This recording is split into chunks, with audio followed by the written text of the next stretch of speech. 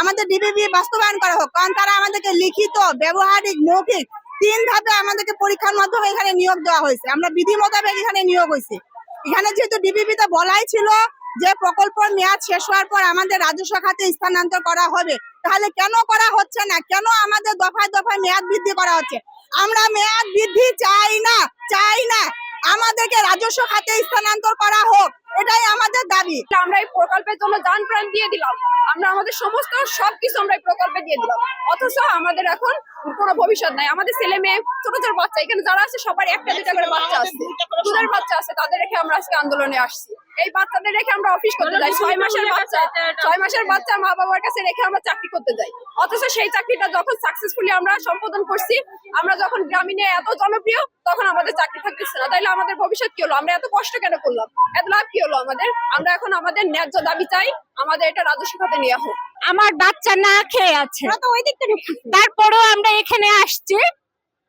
আমরা তো বেগম পাড়ায় বাড়ি করার জন্য আসি নাই, আমরা আসছি আমাদের বাচ্চা কাচ্চা নিয়ে যেন সুখে শান্তিতে থাকতে পারি, আমাদের জন্য রাজস্ব খাতে যায়, সেই দাবিটা উপস্থাপন করার জন্য আমরা আসছি। আমার দাবি, মাননীয় উপদেষ্টা, প্রধান উপদেষ্টা মহোদয় যেন আমাদের প্রতি সুদৃষ্টি প্রদান করে। আমাদের এ যাবৎ পর্যন্ত কেউ কোনো ব্যক্তি আমাদের কথা শুনেনি, আজকে যেন দেশবাসীর কাছে আমাদের দাবি পৌঁছে যায় এবং নীতি নির্ধারক যারা আছেন আমাদের মানবিক বিষয়টা দেখে যেন তারা ব্যবস্থা গ্রহণ করে। আমরা এক কথাই বলবো, কথাটা আমরা রাজস্ব চাই, বুঝছেন?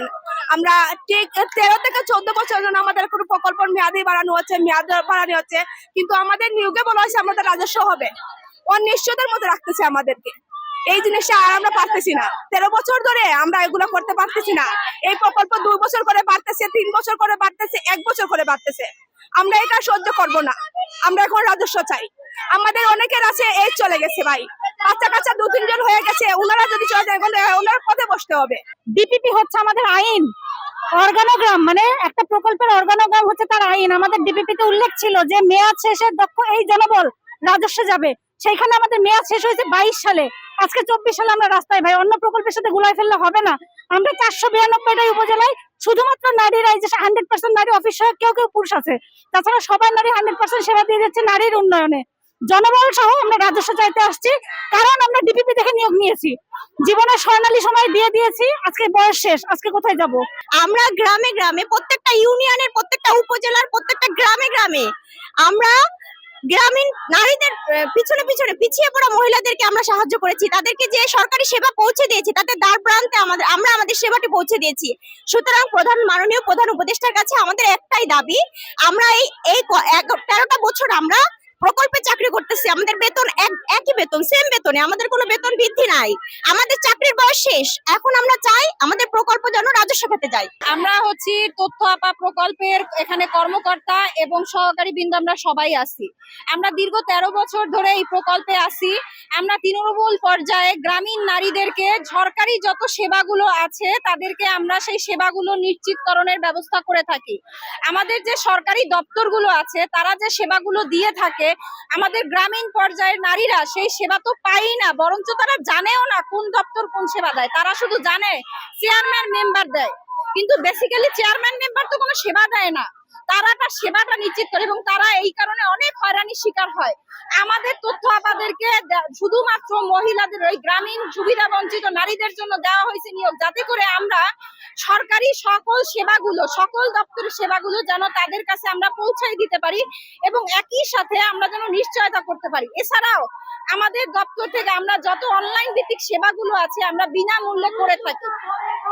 এরপর হচ্ছে আমাদের গ্রামীণ যে নারীরা আছে, আমরা যে বিভিন্ন পণ্য দেখি, নকশি কাঁথা দেখি, এই বিভিন্ন ধরনের হাতের তৈরি জিনিস দেখি, গ্রামীণ নারীদের পক্ষে সম্ভব না তাদের সেগুলো বিক্রি করে স্বাবলম্বী। আর আমরা তথ্য আপারা লালসবুজ.com এর মাধ্যমে সেই উদ্যোক্তা তৈরির কাজ করে থাকি।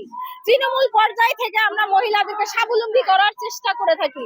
যে তথ্য আপারা এতদিন ধরে এতগুলো 2 কোটির উপরে মহিলাদেরকে সেবা প্রদান করে গেছে, তাদেরকে স্বাবলম্বী করার চেষ্টা, সেই তথ্য আপারা অনিশ্চয়তার মধ্যে আছে। আমাদের সারা বাংলাদেশে 492টা উপজেলা আছে, 492টা উপজেলায় 492 জন তথ্য সেবা কর্মকর্তা এবং তথ্য সেবা সহকারী 2 জন করে প্রত্যেক তথ্য কেন্দ্রে আমরা কর্মরত আছি।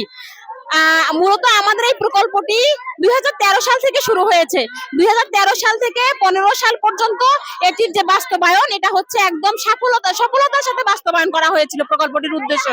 যে কারণে মানুষের চাহিদা, জনগণের চাহিদা, নারীদের চাহিদা এবং হচ্ছে জনগণের চাহিদার উপর ভিত্তি করে সরকার পরবর্তীতে পদক্ষেপ নিয়ে এটাকে দ্বিতীয় পর্যায়ে চালু করে। দ্বিতীয় পর্যায়ে যখন চালু করে তারপরে আমাদেরকে বলা হয় যে আমরা 5 বছর যখন আমাদের কর্মকাল হবে এবং আমাদের মধ্যবর্তী মূল্যায়ন হবে, মধ্যবর্তী মূল্যায়নের পরে আমাদেরকে রাজস্বের জন্য প্রস্তাব করবে। আমাদের ডিপিপিতে আছে যে আমরা রাজস্বের জন্য ব্যবস্থা গ্রহণ করার জন্য নির্দেশ দেওয়া হয়েছে, কিন্তু আমাদের যারা প্রধান নির্বাহী কর্মকর্তা তারা হচ্ছে অভিভাবক যারা আমাদের, তারা এটা রাজস্বের জন্য কোনো প্রস্তাব করেনি। ওরা শুধু বারবার মেয়াদ বাড়াচ্ছে, 1 বছর করে এভাবে 3 বার মেয়াদ বাড়িয়েছে। কিন্তু এখনো তারা 30শে জুন আমাদের মেয়াদ শেষ হয়ে গেছে, আমাদের প্রকল্পের মেয়াদ শেষ হয়ে গেছে 30শে জুন। এখন পর্যন্ত তারা আমাদেরকে কোনো প্রকার আশ্বাস দেয়নি। আমরা আগে আন্দোলন করার জন্য যে চেষ্টা করব সেটা আমরা ভীতিতে ছিলাম। আপনারা সবাই জানেন আমরা কি একটা পরিস্থিতির মধ্যে ছিলাম, তখন কোনো ধরনের আন্দোলন করা আমাদের পক্ষে সম্ভব ছিল না, যে কারণে আমরা আন্দোলন করতে পারিনি। আমরা সব নির্যাতন, নিপীড়ন, বৈষম্যহীনতা সবকিছু আমরা সহ্য করে গিয়েছি। সহ্য করে এখন যখন আমাদের স্বাধীনতা এসেছে, আমরা যখন স্বাধীন হয়েছি, এখনো আমাদের 2 বছর মেয়াদ মানে এক্সটেনশনের জন্য ওনারা প্রস্তাব করেছে। মোটামুটি ওনারা প্রস্তাবে এক্সটেনশন করবে, কিন্তু আমাদেরকে রাজস্ব নিবে না। কিন্তু আমাদের ডিপিপিতে আছে রাজস্ব করার কথা।